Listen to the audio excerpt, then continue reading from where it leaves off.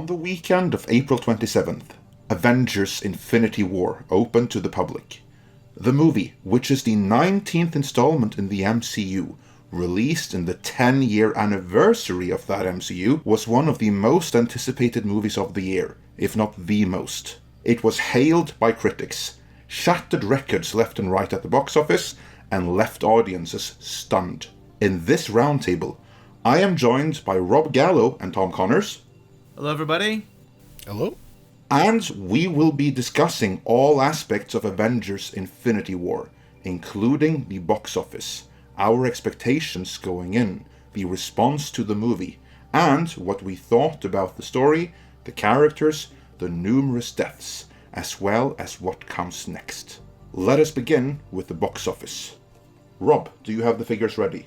Yes, I do. For the weekend of April 29th, 2018, Avengers Infinity War pulled down $257,698,183. And just to put it in perspective, the previous champ at the box office was Star Wars The Force Awakens, which made $247 million over opening weekend.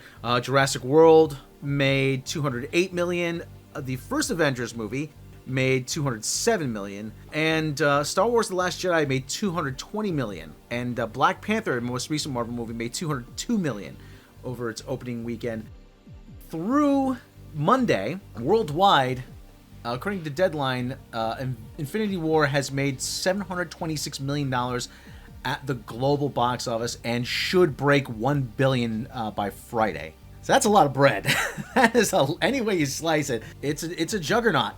Yeah, those are some pretty incredible figures right there. I knew that the movie was going to be open big, but I did not anticipate it was going to open quite that big. Tom?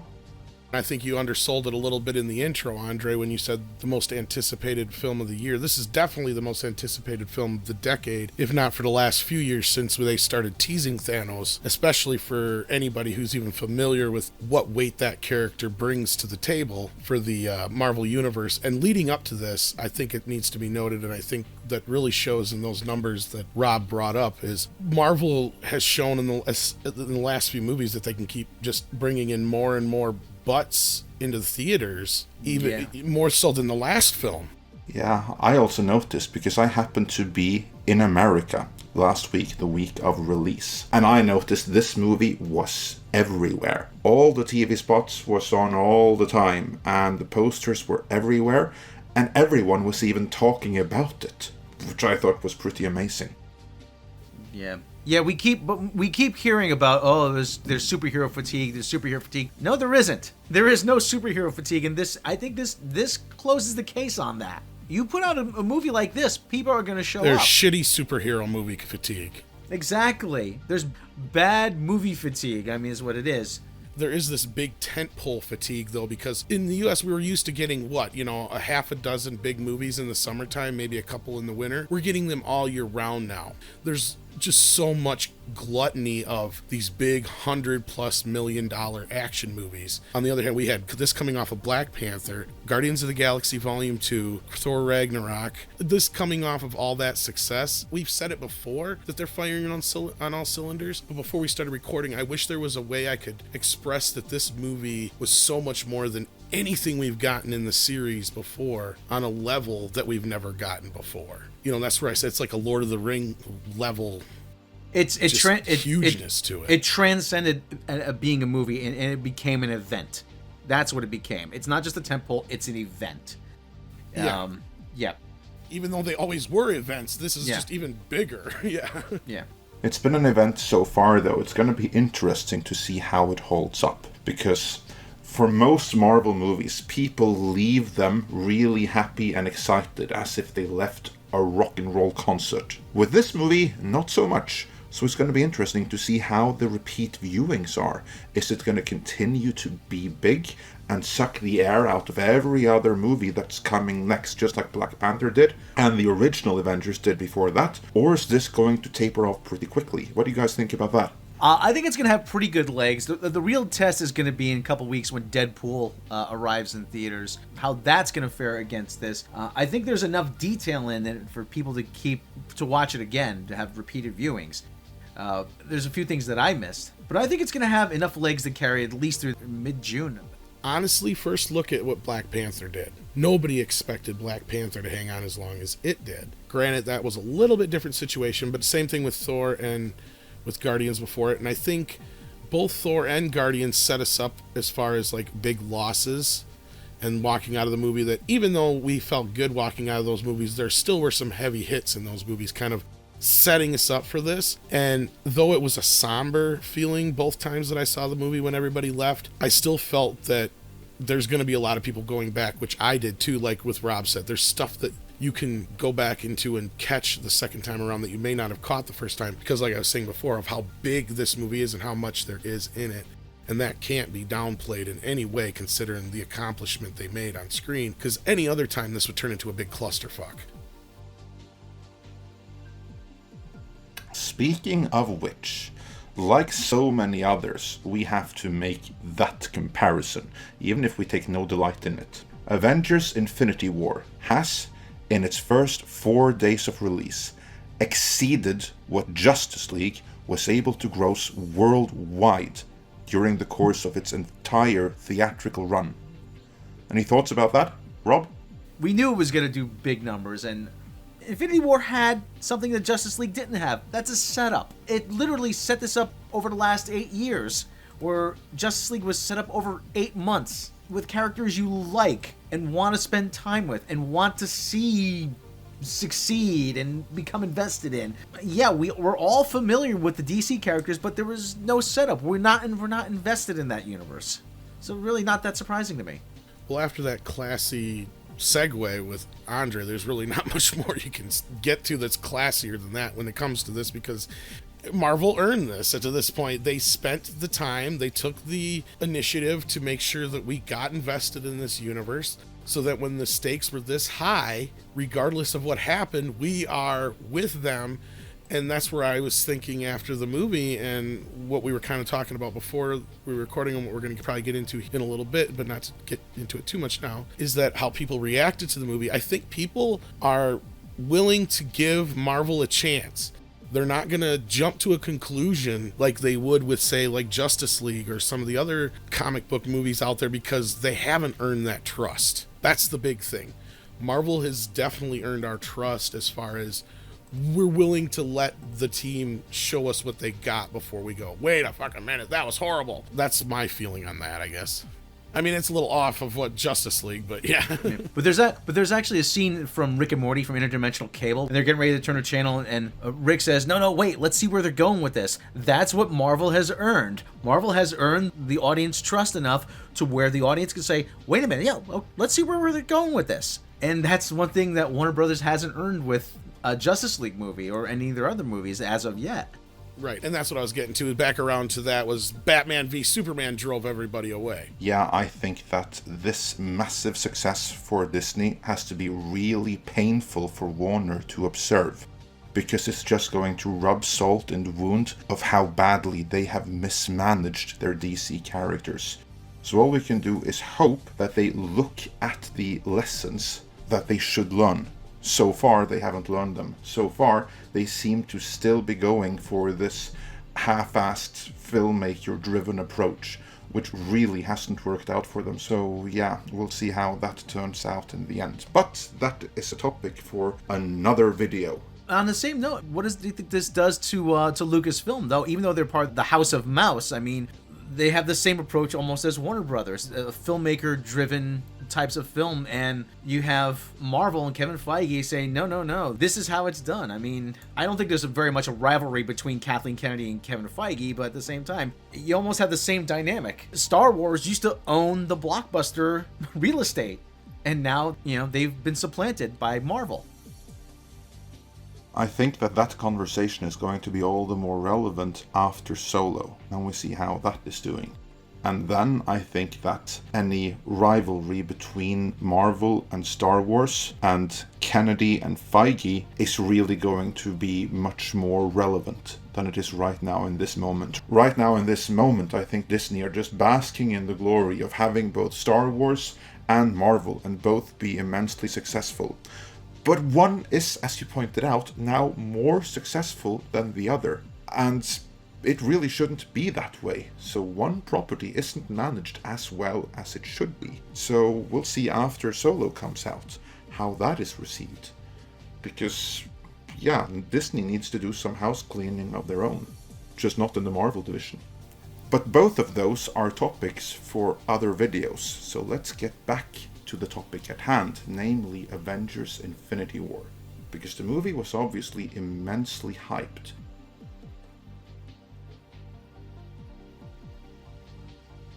So guys, I'm curious, what were your expectations going in? Rob?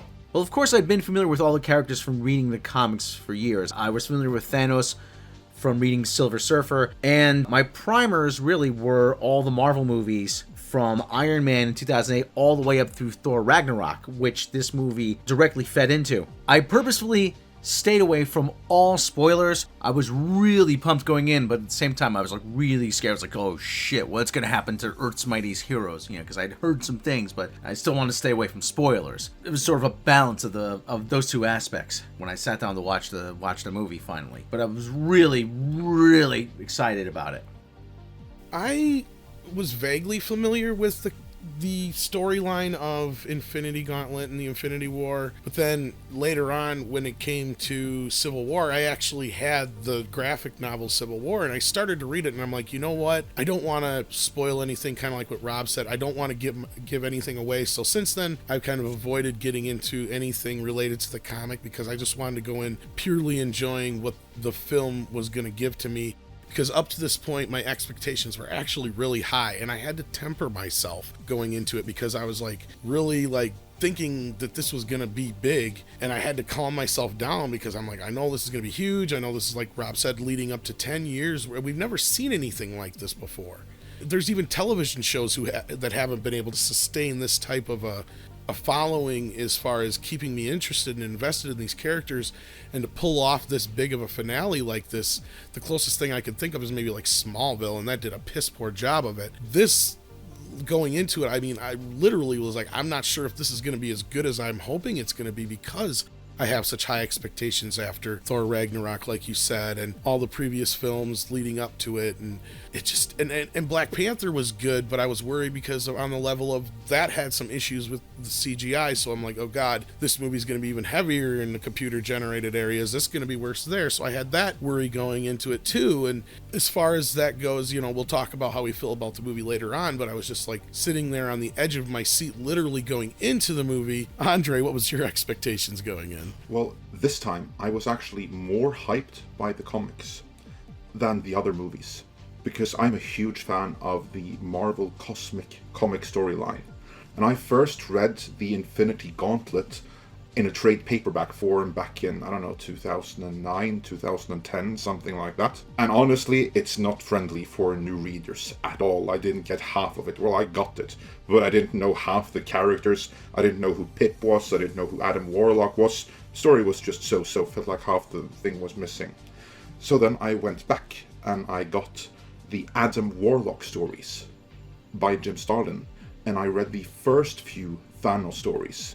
And I read the Silver Surfer comics leading up to the Infinity Gauntlet. And I read the Thanos quest, which this movie is mostly based upon. And then I read the Infinity Gauntlet. And holy hell, what a ride. And Thanos is such an amazing character. And that made me a fan of Thanos. It made me hugely excited when he first showed up towards the end of the Avengers back in 2012. I was really giddy to see him in Guardians of the Galaxy.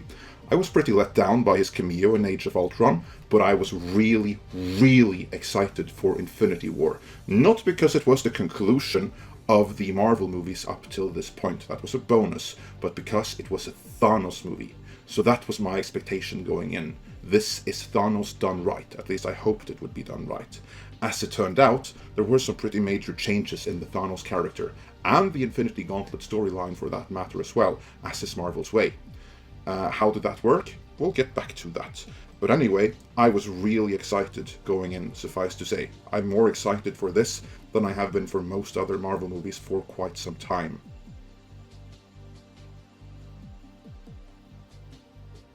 So now, let's go into how we liked the movie, and we're going to be talking about each and every aspect of it. But first, just give your general impressions. What did you think about the movie overall? And then we go into the minutiae afterwards. Rob?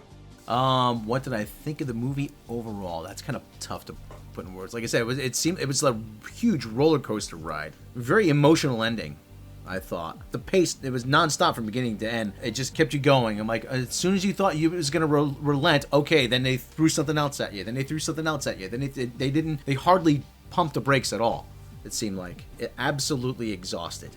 But in definitely in a good way, and it really makes me want to see what happens next. It really does. Tom? As you said, it's really tough to put into words, but overall, as usual, in a good way, Marvel found a way to subvert my expectations going in by making this movie, and I mean that in a good way, because it can be done right, in a sense that I wasn't expecting this to be, as Andre put it, Thanos' story so much. I mean, I knew it was going to have some setup, but I was very pleased that we didn't get a very generic, third-rate setup and typical ABC boss battle Avengers-style movie that a lot would probably expect this to turn out to be. I was pleasantly surprised that it was Thanos' movie. This should have been called Thanos Infinity War, or just called Infinity War. It should have been called the Thanos Quest, because that's essentially what it was. Right. Yeah, it didn't seem that the Avengers were the main characters, yeah. It was very much Empire Strikes Back in a sense that you have a lot of the characters spread out doing their own thing to converge at the end at some point, and at the same time it also is a very Empire Strikes Back in a sense that the bad guy wins at the end. Spoilers. We'll get into more of the specifics later on, but I mean, afterwards I'm like, I loved it, but I really need to wait to see the second part before I truly give it its final grade as far as where it sets in the universe, how it sets as a film, setting up the second film, because how things are treated going forward is a big, and we'll get into that later, but I mean, it does really factor into how I'm going to feel about it in the future. Andre? I was pleasantly surprised. I went in wanting a Thanos movie, and I got a Thanos movie. And I was pleasantly surprised with how he was changed. In the comics, he is very much a pouty child at times, much like he described Ronan the Accuser in Guardians of the Galaxy. He can be a bit childish and immature sometimes, and he's completely obsessed with impressing his girlfriend, Lady Death. Here they have changed it, giving him a more noble motivation, which completely worked for the movie. So this Thanos, the movie Thanos, is a more mature, majestic version of Thanos from the comics, and that's a change that I can get behind. And Josh Brolin did amazing, and what was so delightful, what really pleased me with it, is that you really showed how powerful Thanos is. Before, we just heard them say that this guy, he's the big shit in the universe. This is the ruler, essentially the ruler of the known universe. He doesn't have the official title, but no one is going to go against him. And in this movie, we can see exactly why. Like, he beat the crap out of the Hulk in the opening scene. I mean, like, what better way is there to establish that we are dealing with an ultimate badass right here? And basically, he just laid out what he was going to do. He was going to balance the universe. Nice Star Wars reference right there. Which in this sense means kill half the population, and then he was going to sit back, look at the sunset, and enjoy a grateful universe. And spoilers, towards the end, that's exactly what he did. So this was just a Thanos quest. This was him doing what he wanted to do, and any resistance along the way was minor at best. Nothing he couldn't handle. And it was just so delightful. It was a movie where the bad guy won. Of course, that hurts in a way, but still, I'm really pleased with it as a Thanos movie. That's my general impression. But let's go into the minutia, because this movie, of course, has loads and loads and loads of characters. Again, this is the conclusion of 18 previous movies.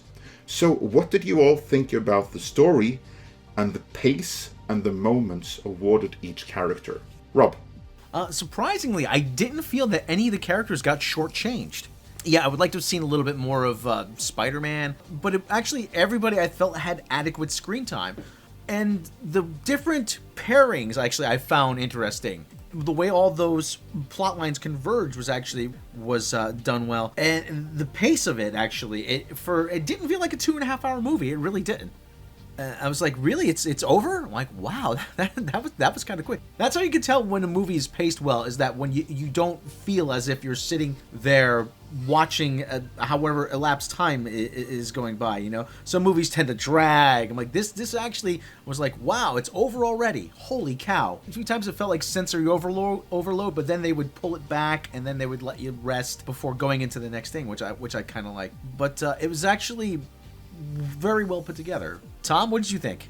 Yeah, you made a good point there. The pace, it did not feel like 2.5 hours. It goes by quickly. In the second time, just as quick. So, I mean, that part it holds up as well. Because, like you said, there's just so much going on to the point where you get to that point where it's almost sensory overload, and then it pulls back just a little bit, but it does it in such a great way. And I think all the characters are given just about as much screen time as they need to be given, as much as you can anyway. Even though I have my personal favorites and wanted to see more of them, this movie just did it correctly outside of maybe one or two moments that we'll get into in a bit here. But one that stuck out to me, and to just kind of go off what Andre said before, was right in the beginning when we see how strong Thanos is and how he's not gonna fuck around, and to the point where I love how they handled the Hulk in this. And I know some people might be upset with that and had questions about it, but it's real evident to me. The Hulk is scared as fuck and he ain't coming out. He is scared. Fuck you, Banner, you're on your own.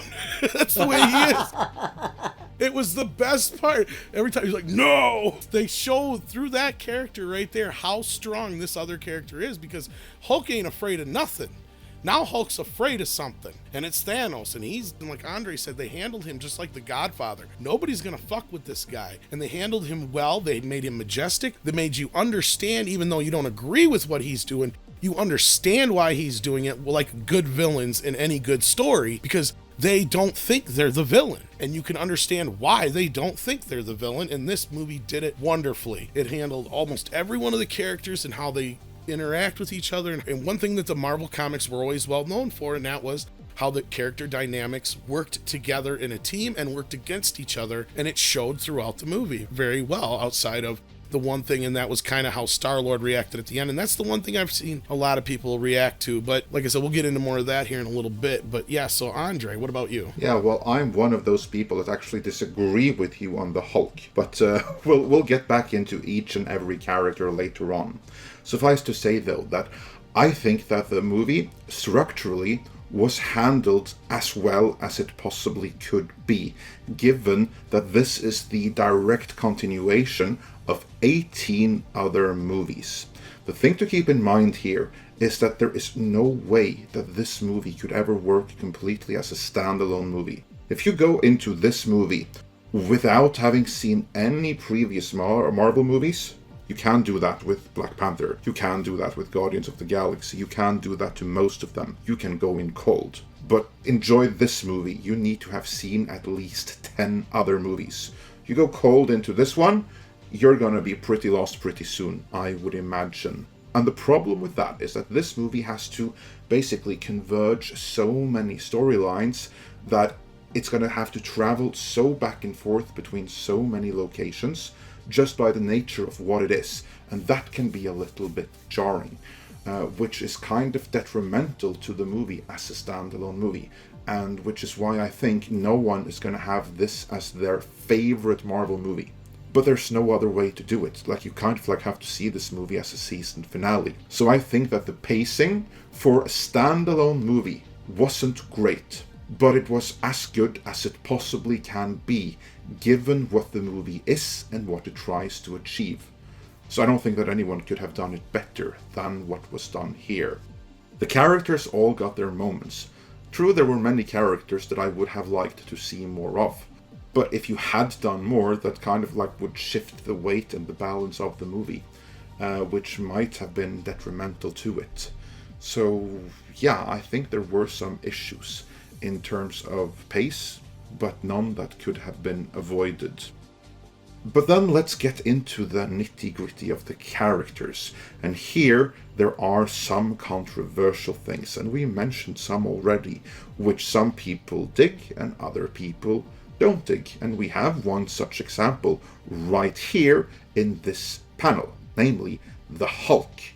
Tom, you really liked the handling of the Hulk in this movie, how he chickened out and was terrified of Thanos and basically decided, fuck you, Banner, you're on your own. Rob, what did you think about the handling of the Hulk in this movie? I thought it was amusing at first, seeing the Hulk like, no! But I was just, after a while, I was just like, all right, stop fucking around, let's go, Hulk smash. So... Hulk will smash, no worries. You got to give him it'll lead up to it. Yeah. Barring that, Bruce Banner actually did have some good moments, though, in lieu of the Hulk. It was interesting seeing the Banner Hulk moments going back and forth. Sort of the two sides of his personality at odds with each other. The Jekyll and Hyde aspect. Tom? I would have loved to see more Hulk. Trust me, he's like one of my favorite characters, but I also like the fact that it was a character moment that will hopefully pay off big time later on. That's my anticipation with that, anyway. If it doesn't pay off, and that's where I say retroactively, the next movie could ruin this movie in retrospect, because there's a lot of stuff that they could set up and ruin. And Rob knows what that feels like. To have a lot of stuff set up and then ruined in the next movie, and then retroactively kind of ruin that movie because of it. But anyway, we're not going to get into all that here, because that hasn't happened yet, or could possibly not happen. So then, Andre, so why is it that you had issues then with how the Hulk was handled here? Well, I am a huge fan of the Hulk. If I have to mention 5 characters in the entire extended Marvel universe, and I'm talking about the comic books, that I'm a huge fan of, those 5 would be the Punisher, Spider-Man, the Hulk, Thanos, and Conan. And the Hulk ranks above most of them. And the thing with the Hulk is that in the comics it's very clear that the angrier he is, the stronger he is. He will never back down from an enemy. And you saw this in Thor Ragnarok. You had this huge, massive fire demon who Hulk is just he's a fly next to this guy. Doesn't matter, Hulk just jumps in to smash. He's utterly fearless. And with Thanos, well, he got his ass kicked.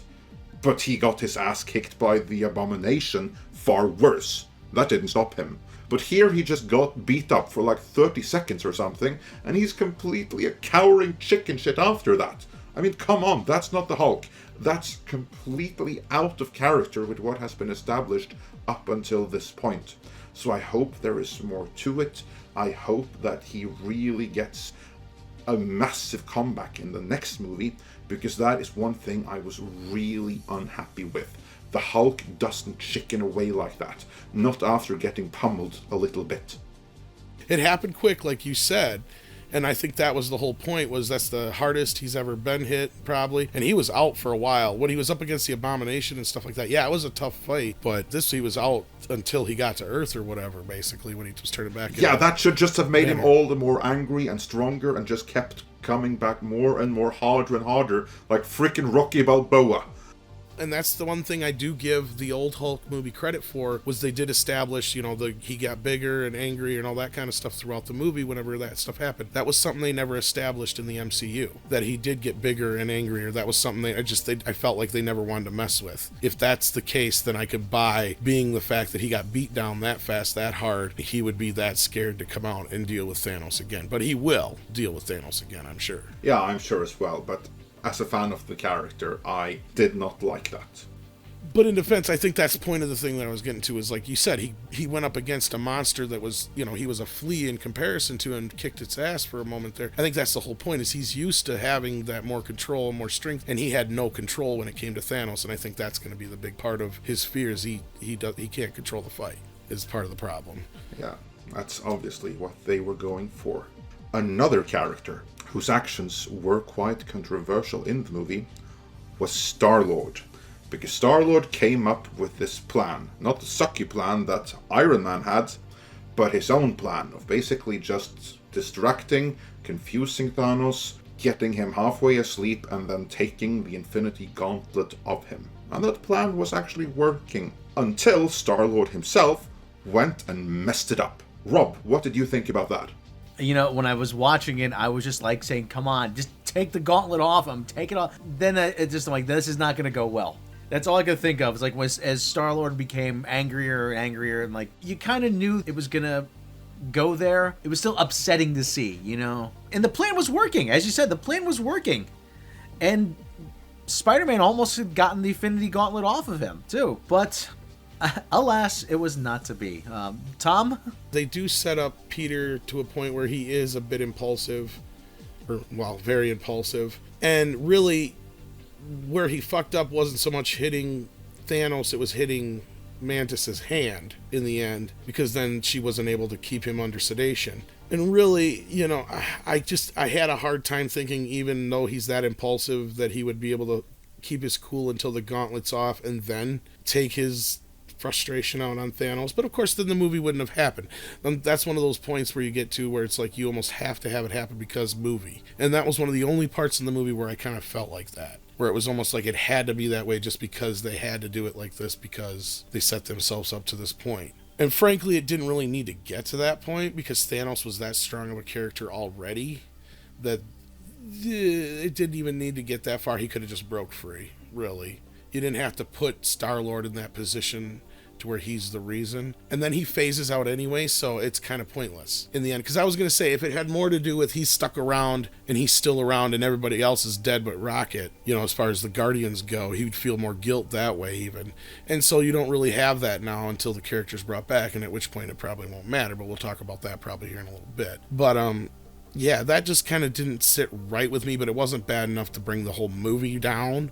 But if that's like the most glaring error in the film, that's not bad. And that's pretty much it to me. It was kind of a little off-character moment because it had to happen because movie.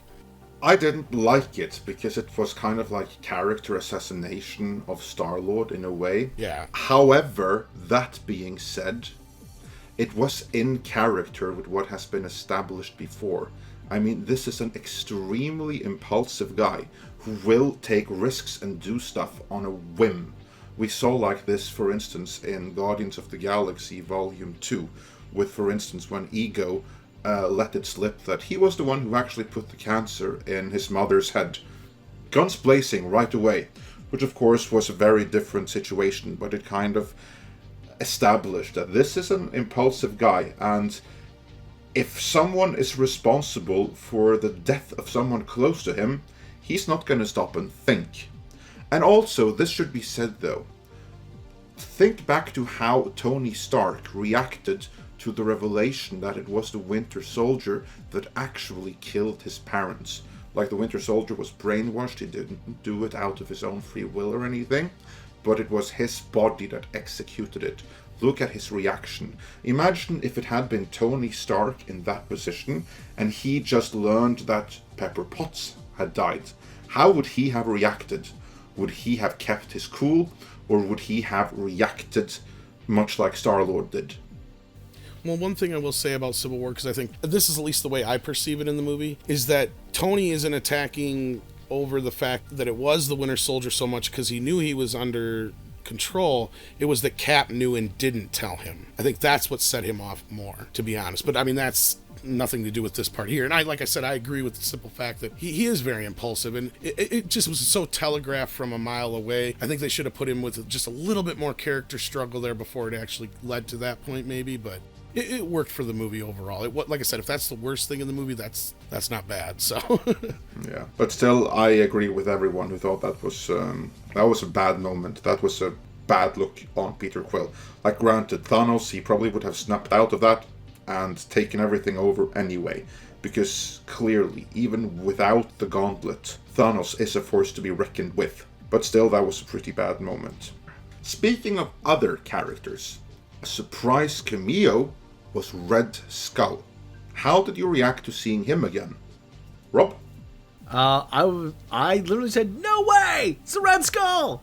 I was surprised. I was expecting, of all the characters, I was more expecting like somebody like the Sentry to show up or somebody like that. You know, I was kind of hoping the Sentry to show up, but it makes sense because the Red Skull really didn't die at the end of Captain America: First Avenger. He was transported somewhere, and now we see where he was transported. But that was great seeing him come back, and hopefully he'll come back again in some other form in another movie at some point. I think we've seen the last of him, but I was surprised to find out, as Andre pointed out before this, and I'm sure a lot of people will be surprised to find out, it wasn't Hugo Weaving doing the part this time out. It was Ross Marquand played the character, and I thought right off the bat, as soon as I heard the voice, I knew who it was. And that's why I thought it was Hugo Weaving. And I was like, no way, that can't be the Red Skull. And as soon as you seen his face, I was like, oh yeah, it is. Cool. Like Rob, I had, that kind of moment. And it's cool. I don't think we'll see him again, but I think it was really cool to have that callback here. And since I think he was kind of sucked into the Soul Stone, basically, when all that happened. So that's where he's been, as dormant within the stone itself kind of thing. I was just kind of surprised, basically. Andre? Yeah, I was surprised too, and I was pleasantly surprised. It was awesome to see him again. Doesn't matter that he's been recast when it's recast that well, when people don't even know that he has been recast. If we see him again or not is like of secondary importance to me, because now at least we know where he ended up. So on that note, I just hope that we get the Abomination back in Infinity War Part 2, or whatever it's going to be called. I wouldn't be surprised if Ross unleashes him in a defensive move. Hopefully. Maybe that's what'll bring the Hulk out again. You never know with Marvel. It's kind of difficult to predict exactly what it is they're going to do. And speaking of prediction, loads of people were trying to predict who was going to die. And unless you bet on pretty much everyone, chances are you weren't successful. So let's move into the character deaths as they happened. So let's begin with Loki, who was killed by Thanos personally. How did you react to that, Rob? I didn't want to see them off Loki because he's such a great character. But even though he is really, I don't think he's inherently evil, but he's kind of a dick is what it is. But he just has so much personality. I'm like, it's gonna be so hard to replace in this universe. So wasn't happy about seeing him die. Tom? I kind of figured it was gonna happen. I wasn't surprised so much as just. It's the thing like Rob brought up though is like this version of Loki is probably made him more popular than he ever was before, because my recollection of him from the comics is, yeah, he was like you just said, kind of more like just a dick all the time, more so than actually, where you actually give a shit about him. Like that was the thing that Hiddleston brought to the character, was he really won you over in a sense that he was a lovable villain, and he really wore that God of Mischief label with a really cheeky smile, in a sense that they really transcended that character on the screen so much more than he was on the page, at least in my opinion, to where it did hit, but I knew it was like the beginning. This is what we're prepared for, and it was a lot more visceral than I thought it was going to be, and going into the rest of the movie it was a lot more violent than I thought it was going to be, and this was just kind of the beginning of that, and just the little nod from Thanos that this is it, there's going to be no returns kind of thing, to where it kind of hit home that this is probably the last time we're going to see Loki. So I think that kind of what made it final there. That really, because there's always that possibility in the back of your mind, because he's died so many times before. But when Thanos said it, it kind of felt like it was Marvel saying directly to the audience that this is it. Andre? Yeah, I feel the same way as you, that this was Marvel saying to the audience, this is it. But I agree with Rob, not Loki, because he's such a great character, and I really don't want to see him go. I'd be all for a Loki standalone movie even, because he's such a great character, or rather Tom Hiddleston makes him such a great character. Right. I mean, that's all Tom Hiddleston. No one else could have elevated the character to the level of popularity that he has right now. So I was really sad and sorry to see him go, and I don't think that we'll be seeing him again. Although, if Marvel were to decide that, this is such a great character, that he needs to have another trick up his sleeve and go back again. And it's fine. I forgive it. It's okay. It's such a great character that I would forgive them that. Moving on, though, during the same sequence, Heimdall also bought it. What do you think about that? Rob? Heimdall is a really good character. I kind of not that I expected it, but I'm not surprised because Idris Elba had been complaining about being in these movies for a long time, and at the very least he met a heroic end by sending Hulk to Earth. I'm okay with it, I guess. It's a weird way of saying it. Tom? Like Rob, I kind of feel the same way. I expected it going in for the most part. I figured they're going to cut all ties that Thor had to Asgard, basically, and that was the last one outside of Loki.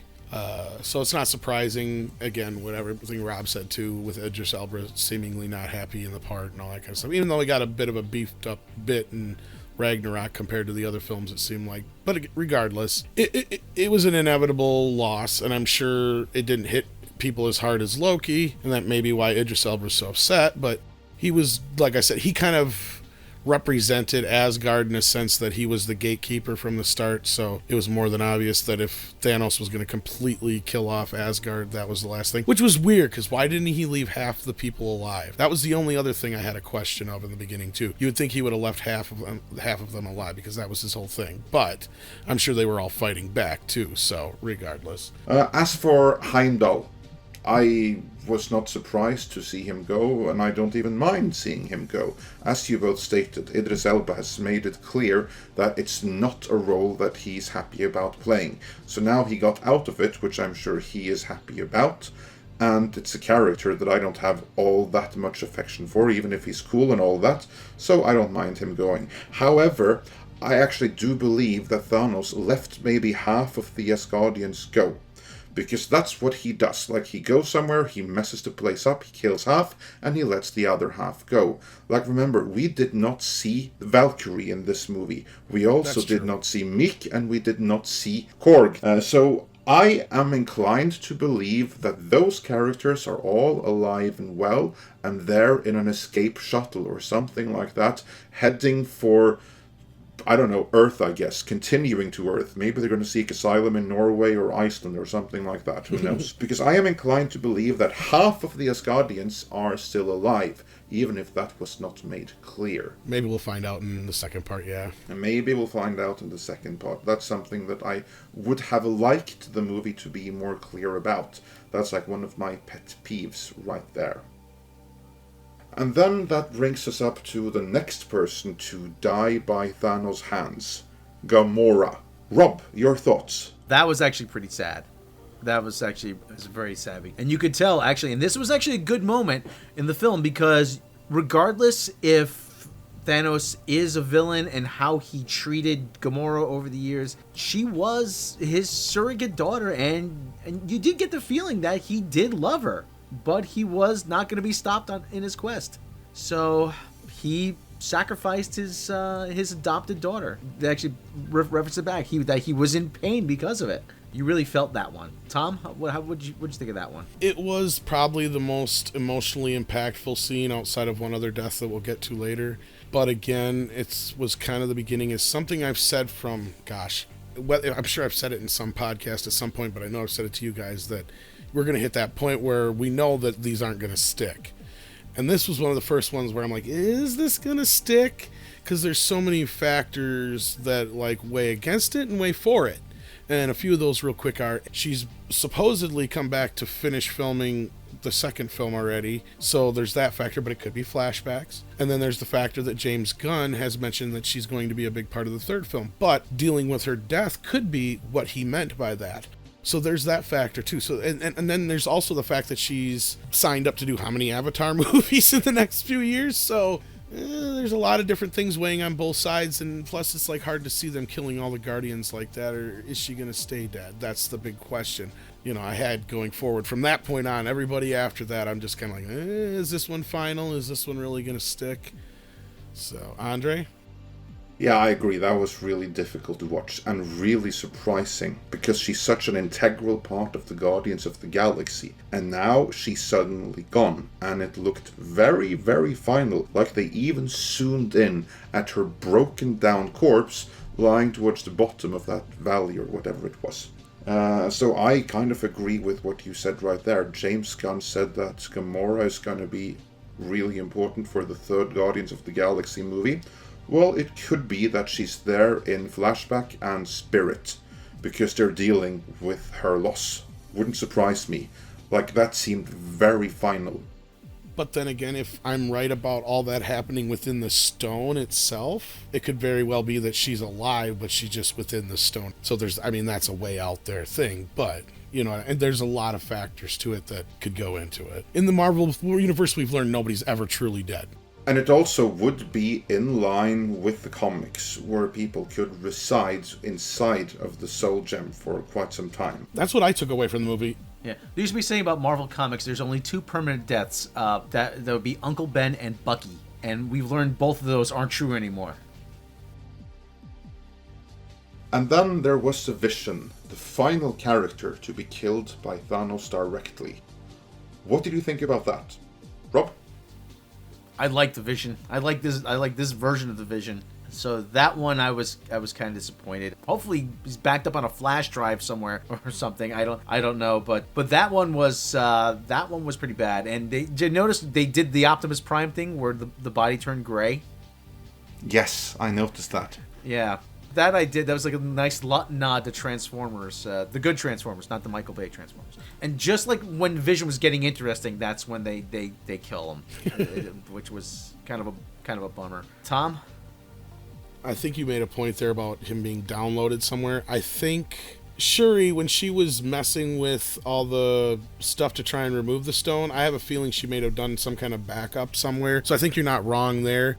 Because again, I think it all depends on how far back they go on the deaths. And we could be on to something, and hopefully James Gunn doesn't send us a nasty email afterwards that perhaps the whole third Guardians movie is them going into the Soul Stone to get Gamora back.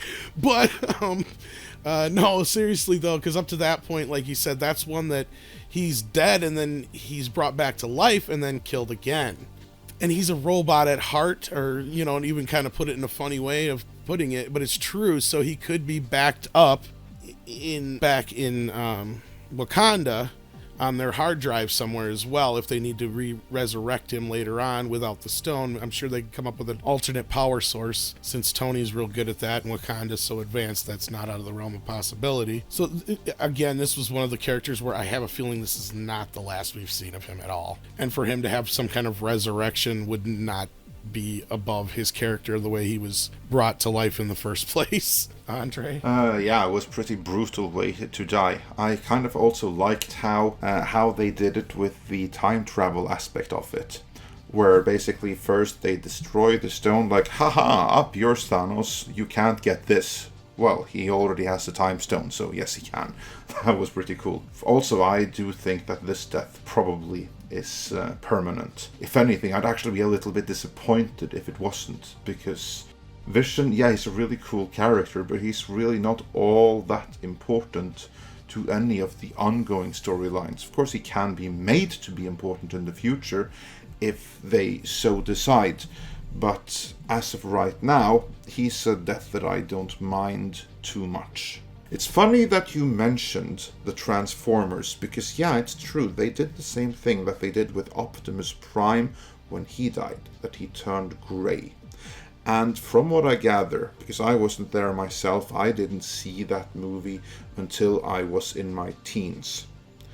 But when that movie came out, a whole generation of kids apparently were traumatized because they saw the death of Optimus Prime, because Hasbro had decided that they needed to make new toys to make more money.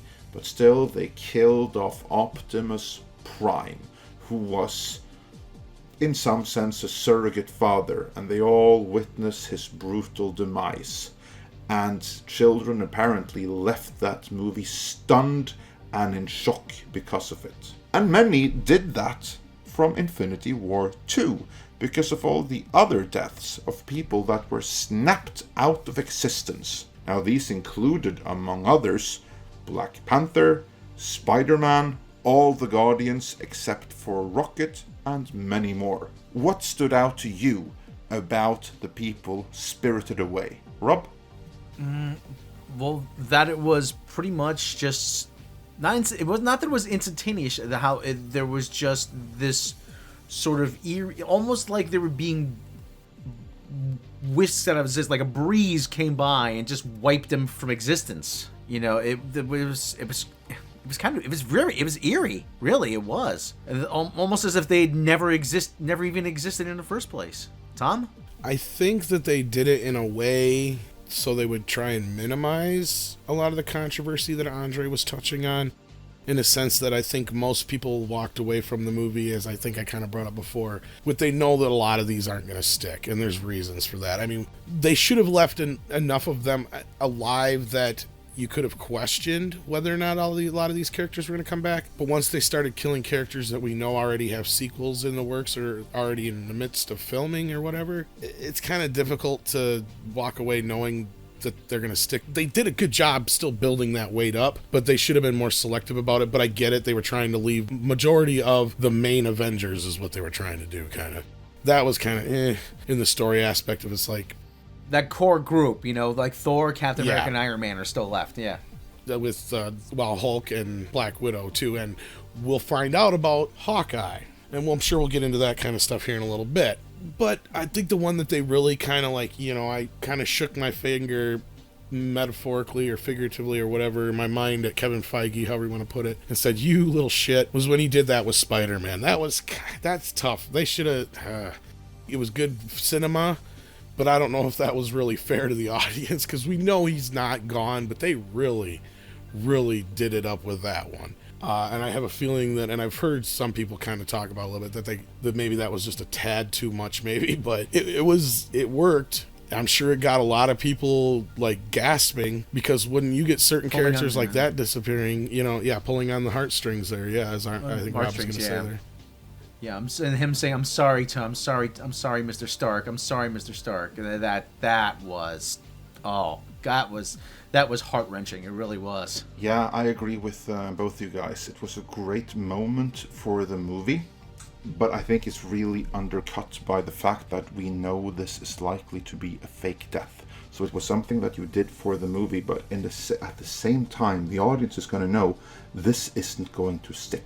So I think it would have been more powerful if they had left Spider-Man and Black Panther alive and then taken out the rest.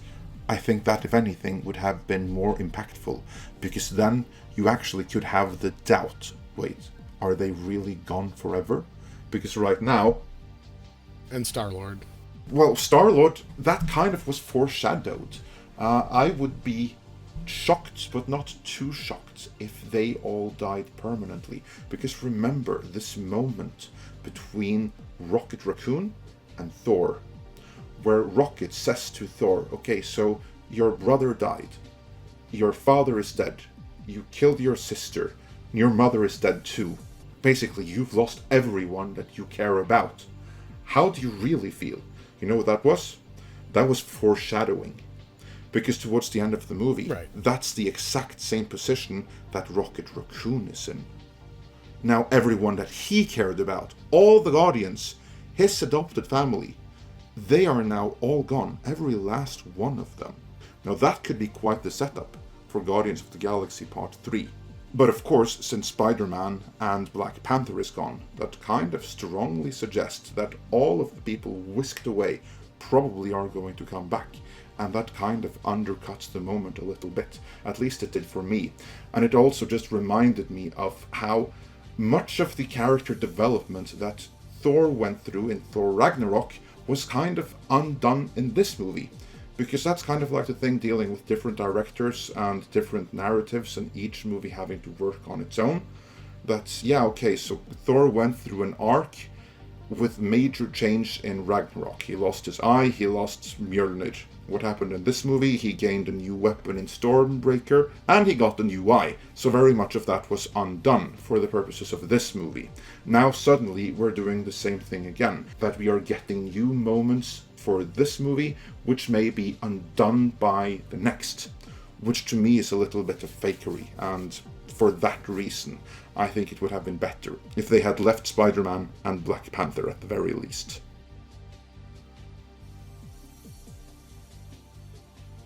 But maybe they have a master plan that's going to make it all worthwhile in the next movie. And the next movie was teased already in the post-credit scene. What did you think about that? Rob?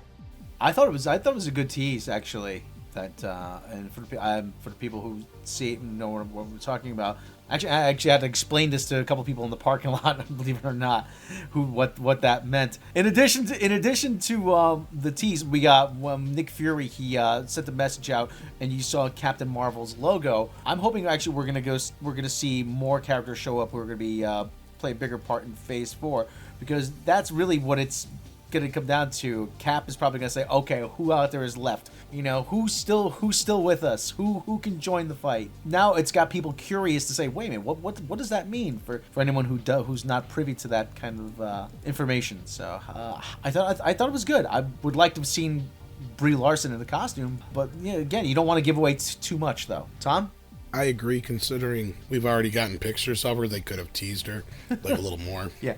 But regardless, I think the reason, to go back kind of just to what we were just talking about here, and I think the reason that half the palette was cleansed the way it was is Robb's right. We're going to get a lot of new characters introduced into the second half of this, because once this cataclysmic thing just happened, you have a lot of other people who are going to be like, what the fuck just went down? They're going to figure it out. And like you said, everybody's going to coordinate to one place, being that, it didn't... I got to give them credit how well they set up so many characters that didn't know each other, and how they could just bam, they just know each other because, Bruce Banner knew Thor, and Thor knew this, naming the name Thor already. Okay, well, things they got away with that other companies that shall remain nameless for the moment couldn't do in other movies, but we won't go there anyway. But yeah, it was just a way that they're going to do that. I have a feeling that between Captain Marvel, which is going to come out just before, just like Black Panther did this year, just before Infinity War, we're going to get a few new characters there on top of whatever new characters they do decide to bring into the mix in that film itself. I have a feeling we're at least going to get more than a handful, and that's why a lot of these other characters that did disappear are not going to be back until the end of the film, for that reason, so we can get to know these other characters next to our good old trusty original Avengers and Rocket Raccoon and the few members of other teams that remain. My thoughts on the post-credit scenes are that I really enjoyed that we finally got to see a shot of people disappearing from somewhere else. That was one thing that I felt was missing during the whole sequence with all the heroes dying.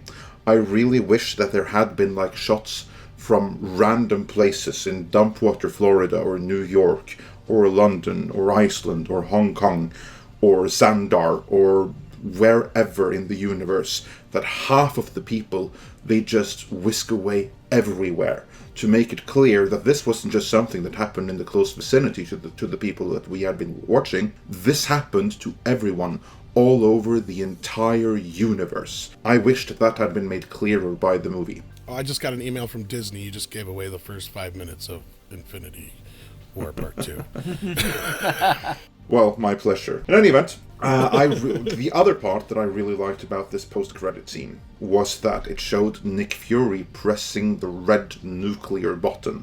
This is the final resort right now. And most people aren't going to know what that means. Hell, I don't even know the full extent of what that means. I only know the vintage Captain Marvel from the old Jim Starlin comics. I don't know the modern Captain Marvel, so I'm excited to see what happens there. Before that, though, we have Ant-Man and the Wasp. Do you think that there's going to be any references to Infinity War in that movie? Yes, but not until the end, probably. I have a feeling the end of that movie, it'll either be in the post-credit scene or right at the end. It will lead right into Infinity War, and it'll give us a tease at how those characters are going to come into the mix. And like I said to you before, that's going to be the beginning of the next film, I bet, is going to be showing how this had effects across the entire universe. And that's going to be the calling, the beacon that's okay, shit's gone down. Everybody's got to get together now and figure out what to do, kind of thing.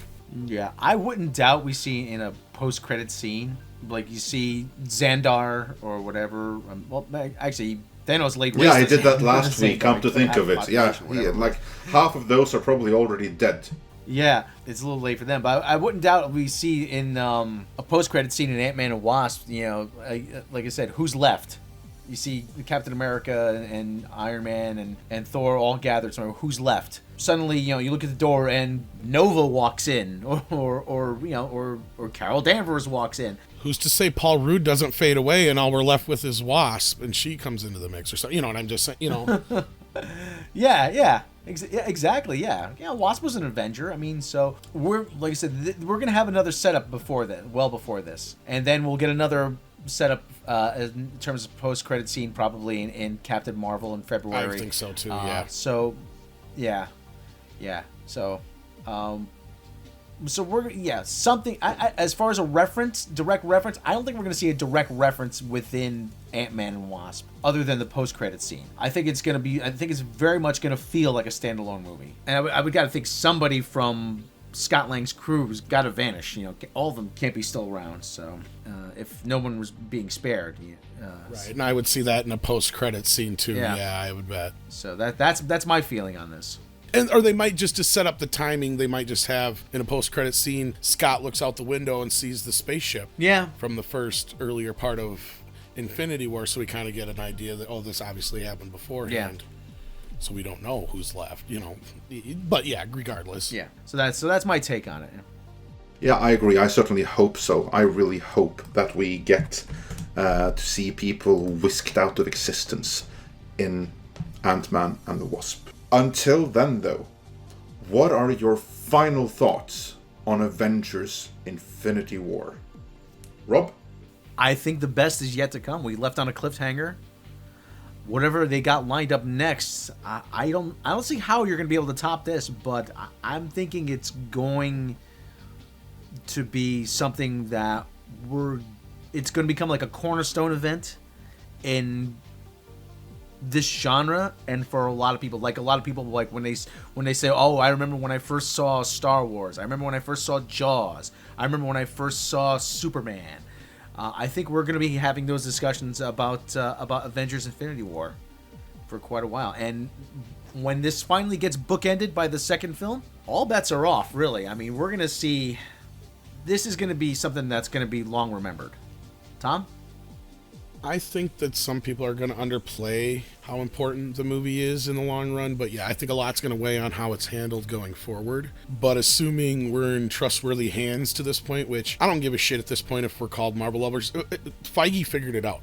He figured out the formula to Coke, and he knows how to make cherry Coke and vanilla Coke and any Coke you want, and it's still going to sell, and it works, and it's still different enough, but in the same vein. And that's what he's done to this point. He and the team have managed to turn out a movie that I was not ready for this, even with the trailers. It totally did a 180 on me, where I was not expecting them to do what they did in this movie the way they did it. So I'm totally ready for what they got next. I think that, like Rob said, the best is yet to come. It's got to get bigger from here. It's Marvel. That's all they do. They get bigger and better and bigger and better. One thing I didn't say before is that the CGI had improved too from Black Panther, but still, I have to put it on a level as high as like Empire Strikes Back and The Lord of the Rings and stuff like that, because it's in that level, even Dark Knight level, good, in the sense that this is, unfortunately, like you guys have said before, it may not stand alone on its own, but there's a good reason for that. It's a reward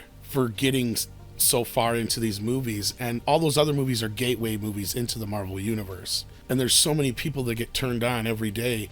And that's why these movies are getting bigger and bigger and bigger, because they've managed to keep the quality there and keep the audience and gain new members every day and not turn them off or piss them off like other franchises we've mentioned.